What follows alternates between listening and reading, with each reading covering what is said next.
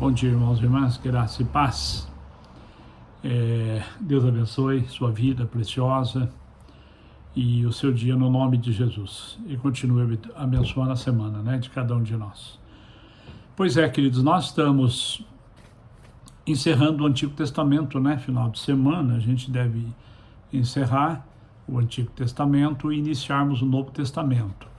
E como nós estamos, eu e a pastora, nós temos que debruçar esse final de semana, de ano, num planejamento, e nós estamos estudando, propostas novas e buscando direção de Deus para o caminhar da igreja, Então nós estamos propondo encerrarmos as transmissões das devocionais, já retomamos os cultos, e as explicações que nós temos dado aqui, Vamos estar orando a respeito disso e, de repente, se Deus der alguma direção aí mais para frente, aí nós podemos ver o que Deus vai fazer, tá bom? Então, os irmãos não fiquem tristes, não, porque nós temos que focar, em algumas coisas aí importantes para a caminhada da igreja, tá bom? Eu vou trabalhar o texto de Zacarias, do profeta Zacarias. O profeta Zacarias e o profeta Ageu, são também dois profetas do exílio.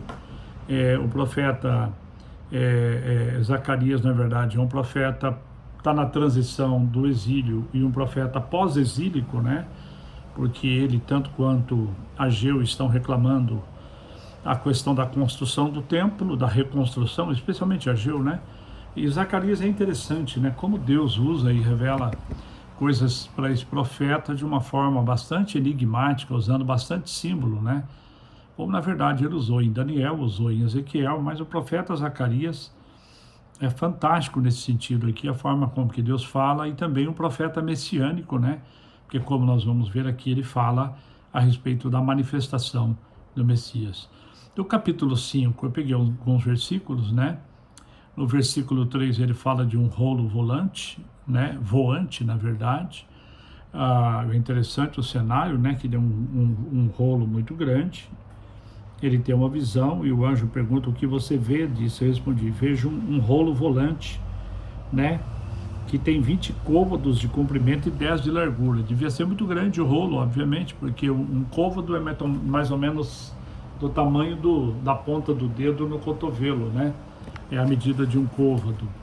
E então era gigantesco o rolo, O rolo que ele vê é um rolo de leitura de pergaminho, E esse rolo fala do quê? Do julgamento contra o pecado de Israel e de Judá, não só da nação de Judá, mas das duas nações.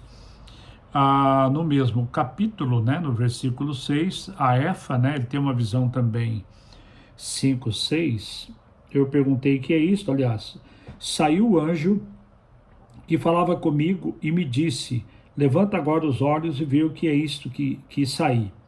Eu perguntei o que é isto e ele me disse, respondeu, é uma Efa. Disse ainda, isto é iniquidade em toda a terra. Interessante, o que é uma Efa? A Efa é uma medida de cereal que dava mais aproximadamente 36 litros, ou quilos. Poderia ser um balaio grande, Balaio, para quem não sabe, é bambu trançado, ou um vaso de barro que cabia, que se guardavam os cereais ou se usava para medida para transações, E o que significa esta Efa? Ela significa a iniquidade em toda a terra, e que haveria um tempo em que haveria um julgamento, literalmente seria despejado sobre a terra o julgamento de Deus por causa da iniquidade da terra. O capítulo 6, versículos 1 e 2, capítulo 6, 1 e 2, outra vez levantei os olhos e vi, e eis que 4 carros saíam dentre 2 homens, e estes 2 montes, e estes eram de bronze. No primeiro carro, os cavalos eram vermelhos, no segundo pretos, no terceiro brancos e no quarto baios, todos eram cavalos fortes. O que significa isso aqui? Significa o julgamento também, Significa que são os poderes que Deus levantaria, Os cavalos representavam a força, e o poder, contra as nações, a nação, especialmente a nação da Babilônia, que havia escravizado a nação de Judá. Nos versículos 12 e 13 do capítulo 6, é maravilhoso esse texto aqui, porque ele fala sobre Jesus como renovo, né? Quem vai usar essa linguagem do renovo é o profeta Isaías, e aqui Zacarias, ele repete lá nos versículos 1 e 2, né? No renovo 12 e 13 do capítulo 6, ele diz assim: e diz-lhe, assim diz o Senhor dos Exércitos, eis aqui o homem cujo nome é renovo, né? Está falando de Jesus. Ele brotará no seu lugar e edificará o templo do Senhor. Ele mesmo edificará o templo do Senhor e será revestido de glória. Assentar-se-á no trono e dominará, e será sacerdote no seu trono, e reinará perfeita união entre ambos os ofícios. Que ofícios são esses aqui? O ofício sacerdotal e o ofício de rei. Qual rei que exerceu duplo ofício? Nenhum deles, né? Davi ousou tentar ser sacerdote uma vez, foi repreendido. Então quem encerra esses dois ofícios é Jesus. Ele foi rei e foi sacerdote, né? E é o nosso sacerdote eternamente, e aleluia, né? Então ele, aqui o profeta profetiza a manifestação de Jesus, né? Josué e Jesus, o nome em hebraico, tem o mesmo radical, né? Os mesmos as mesmas consoantes, né?